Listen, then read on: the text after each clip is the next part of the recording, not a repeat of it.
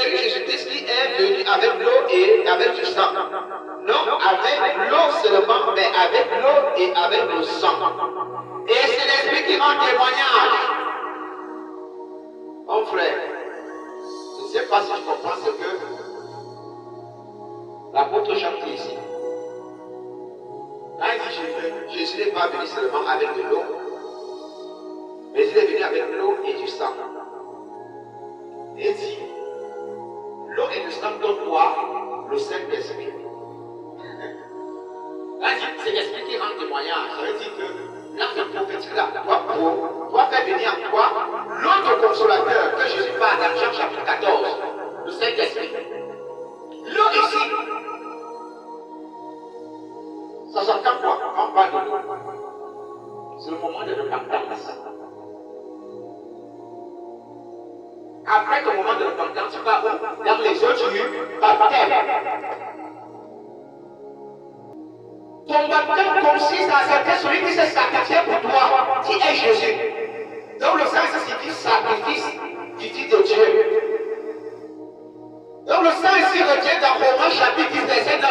Quiconque confesse Jésus de sa bouche, croit dans son cœur, qu'il est son Seigneur, son Sauveur, qu'il est reçu des morts, cette âme est sauvée. Donc le sang ici parle de Jésus. L'eau ici parle du baptême, repentance. Tu veux le tourner le dos à la vie du péché. Le péché, c'est d'accepter quand tu acceptes Satan. Tu as tourné le dos à Satan. Tu entres donc dans les eaux du baptême en acceptant Dieu, le Fils, c'est-à-dire Jésus-Christ. Quand tu entres dans les eaux du baptême, Jésus t'a enseigné ce qui se passe. Quand il est parti auprès de Jean-Baptiste, il est entré dans les eaux du baptême. Et on dit bien, l'Esprit de Dieu est venu entrer en lui. Quand tu entres dans les eaux du baptême, tu as déjà confessé Jésus, selon Romains chapitre 10, au verset 9. Le Saint-Esprit donc vient entrer en toi. Voilà pourquoi il dit, ce n'est pas seulement, il dit, mais avec l'eau et avec le sang, et c'est l'Esprit. Après dans ton baptême là, on doit pouvoir exprimer les fruits de l'Esprit Saint. Pour confirmer que ton baptême a été vrai. Quand ton baptême est vrai, on ne parle pas de la personne qui baptise au bout. On parle de la personne qui reçoit le baptême. Parce qu'un enfant comme ça peut te baptiser. Comme ça. Tu as papa, l'enfant arrive. Il dit papa, est-ce que tu acceptes Jésus? Si tu oui, tu es entré dans l'eau si tu entres. Commence à parler en langue. Expliquez en quoi.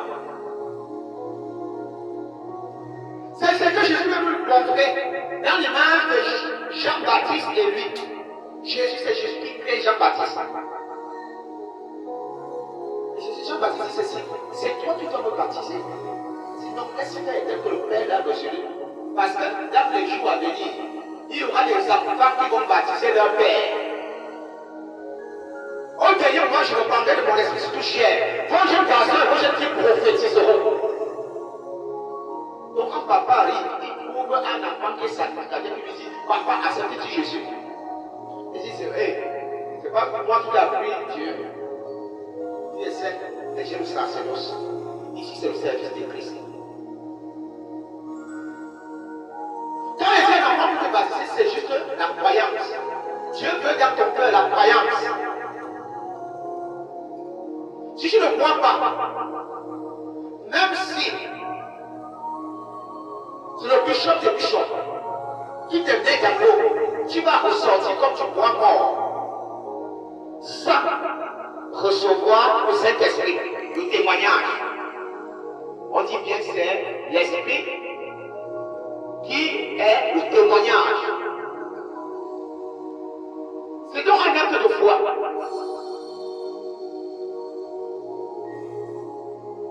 Ce n'est pas une histoire de porter tous les doctorats en théologie. Non. On t'explique tout simplement qui est Jésus. Tu acceptes, tu entres dans les yeux du baptême et tu reçois.